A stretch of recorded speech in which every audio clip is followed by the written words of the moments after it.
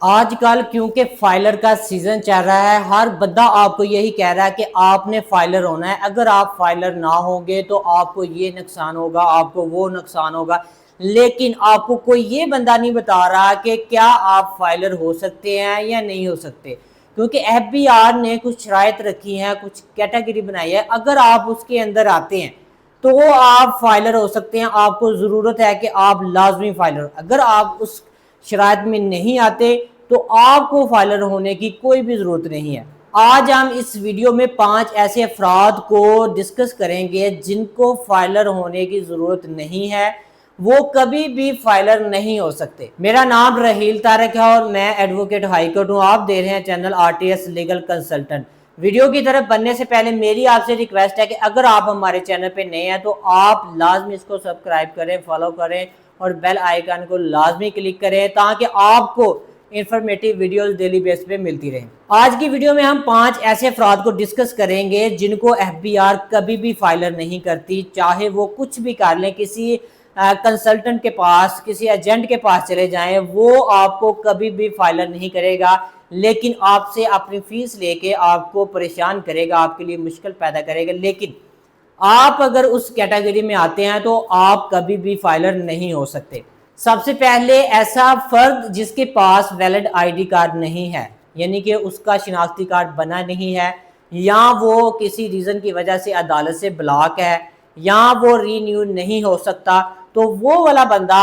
خود کو کبھی بھی فائلر نہیں کر سکتا، کیونکہ جو آپ کا این ٹی این نمبر ہے وہ کوئی الگ سے ایف بی آر آپ کو جاری نہیں کرتی، بلکہ آپ کا شناختی کارڈ ہی آپ کا این ٹی این نمبر ہوتا ہے۔ تو اگر آپ کے پاس ویلڈ آئی ڈی کارڈ نہیں ہوگا، شناختی کارڈ نہیں ہوگا، تو آپ کا این ٹی این نمبر جاری نہیں ہوگا، جس کی وجہ سے آپ اے ٹی ایل لسٹ جو ہے اس میں نہیں آ سکیں گے۔ دوسرے نمبر پہ ایسا فرد جس کے نام پہ کوئی سم رجسٹر نہیں ہے، چاہے وہ کسی بھی نیٹ ورک کی سم ہو سکتی ہے، لیکن اگر کسی فرد کے نام پہ اس کی رجسٹرڈ سم نہیں ہے تو وہ بھی بندہ کبھی بھی ایف بی آر سے فائلر نہیں ہو سکتا۔ اس کی ریزن کیا ہے؟ کیونکہ جب بھی ایف بی آر کے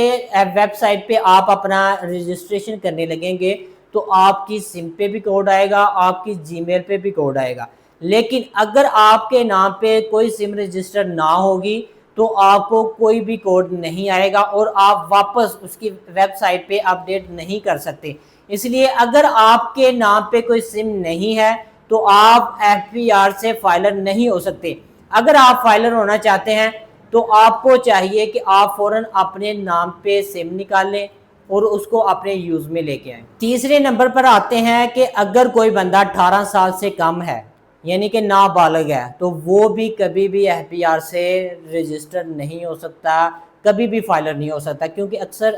والدین آتے ہیں کہ ہم اپنے بیٹے کے نام پہ جو مائنر ہے اس کے نام پہ کوئی پراپرٹی خریدنا چاہتے ہیں تو لہٰذا ہمارے بیٹے کو آپ فائلر کر دیں، جس کا جواب نا میں ہوتا ہے۔ لیکن اگر کوئی آپ کو بندہ کہہ دے کہ میں اس کو فائلر کر دیتا ہوں تو وہ سمجھے کہ آپ کے ساتھ فراڈ ہو رہا ہے۔ اب آتے ہیں نمبر 4 پہ، ایسے فرد جو افغانی ہے، پاکستانی شہری نہیں ہے لیکن وہ پاکستان کے اندر موجود ہیں، جو کہ صرف عارضی طور پر رہتے ہیں، وہ بندے بھی ایف بی آر سے کبھی بھی فائلر نہیں ہو سکتے، کیونکہ ان کے پاس نہ ان کا ویلڈ شناختی کارڈ ہوتا ہے، نہ ہی پاسپورٹ ہوتا ہے، جس کی وجہ سے وہ کبھی بھی فائلر نہیں ہو سکتے۔ نمبر 5، اب ہم دیکھتے ہیں کہ ایسا فرد جو کہ ڈیتھ ہو گئی ہے، جس کی بندہ وفات پا گیا ہے، لیکن اکثر اس کے فیملی والے کہتے ہیں کہ آپ اس کو فائلر کر دیں، جس کا ہمیشہ یہی جواب ہوتا ہے کہ اگر وہ بندہ زندہ نہیں ہے، وفات پا گیا ہے، تو وہ بندہ کبھی بھی ایف بی آر میں رجسٹریشن نہیں کروا سکتا، کبھی بھی فائلر نہیں ہو سکتا۔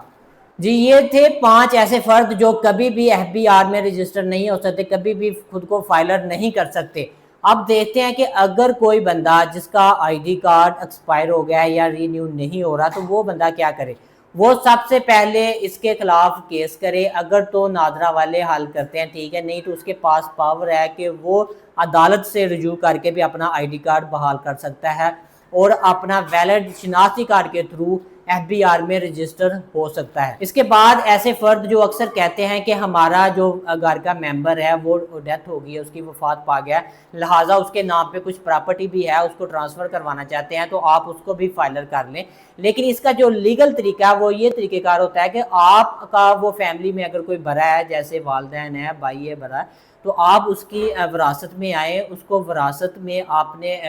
پراپرٹی کو منتقل کریں، اس کے بعد آپ اس کا انتقال وغیرہ کروا کے اگر وہ آپ کا ڈسپیوٹ پٹواری کے پاس حل ہو جاتا ہے ٹھیک ہے، ورنہ وہ آپ عدالت سے بھی رجوع کر سکتے ہیں، وہاں پہ سیسیشن سرٹیفکیٹ لے سکتے ہیں کہ آپ ہی اس کے لیگل ہیئرز ہیں، لہٰذا یہ جو پراپرٹی ہے یہ ہمارے تھرو آپ ٹرانسفر کر سکتے ہیں۔ تو اب ایسے 5 جھوٹ کو ڈسکس کرتے ہیں جو کہ عام سوشل میڈیا پہ اور عام پریکٹس میں چل رہے ہیں کہ سب سے پہلے کہ یہ بندہ جو اسٹوڈنٹ ہے وہ کبھی بھی فائلر نہیں ہو سکتا، لہٰذا ایسا ہرگز نہیں ہے۔ اگر کسی کا شناختی کارڈ بن سکتا ہے چاہے وہ اسٹوڈنٹ ہے تو وہ بھی آپ خود کو رجسٹر کروا کے فائلر بن سکتا ہے۔ نمبر 2 کہ ہاؤس وائف کو کوئی ضرورت نہیں ہے کہ وہ فائلر بنے، لہٰذا یہ بھی بہت غلط پریکٹس ہے۔ لہٰذا کوئی بھی بندہ چاہے وہ جاب کر رہا ہے یا کوئی ہاؤس وائف ہے تو اس کو لازمی فائلر ہونا چاہیے، اس کے لیے کوئی بھی ریسٹرکشن نہیں ہے، چاہے اس کو اپنی ریٹرن نیل ہی کیوں نہ جمع کروانی پڑے، اس کو لازمی فائلر ہونا چاہیے۔ نمبر 3 ایسا فرد جس کی انکم 50,000 سے کم ہے جو گورنمنٹ نے لمٹ رکھی ہے، اگر آپ اس سے نیچے ہیں تو آپ کو کوئی ٹیکس نہیں آئے گا، تو اکثر لوگ کہہ دیتے ہیں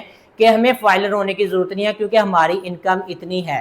تو لہٰذا یہ بھی بہت غلط پریکٹس ہے۔ اگر آپ کی انکم کم ہے تو آپ کو پھر بھی فائلر ہونا چاہیے، چاہے آپ 0 کی ریٹرن کیوں نہ جمع کروائیں، لیکن آپ لازمی کروائیں۔ اس کے بعد آ جاتے ہیں کہ جو اوورسیز ہیں، اکثر لوگ کہتے ہیں کہ جو اوورسیز ہے وہ خود کو فائلر نہیں کر سکتے کیونکہ وہ پاکستان میں نہیں ہے، تو یہ بھی بہت بڑا جھوٹ ہے، کیونکہ ان کے پاس جو نادرا کی طرف سے کارڈ ہوتا ہے جسے نائکوپ کی بھی کہتے ہیں، اس کے تھرو بھی وہ خود کو فائلر کر سکتے ہیں۔ اس ویڈیو کا نچوڑ یہی ہے کہ اگر آپ کے پاس ویلڈ آئیڈینٹی کارڈ ہے، آپ کا شناختی کارڈ ہے، آپ زندہ ہیں اور پاکستان میں ہیں یا باہر ہیں لیکن پاکستان کے شہری ہیں،